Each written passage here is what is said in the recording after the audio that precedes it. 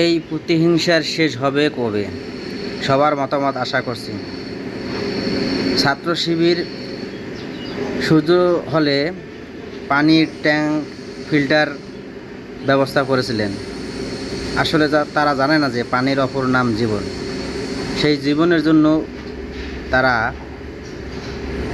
প্রতিটি হলে পানির ট্যাঙ্ক বসিয়েছিলেন, কিন্তু প্রতিহিংসার রাজনীতির কারণে দেখুন তারা কিভাবে পানির ট্যাঙ্কগুলো খুলছে।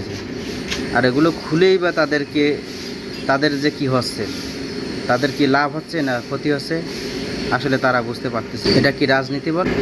ভালো কিছু করতে হলে ভালো কিছু করে ভালোকে টেক্কা দিয়ে উপরে উঠতে হয়। আসলে তারা শিবিরের পিছেই থাকবে সারা জীবনের জন্য, আমার মনে হয় এটা।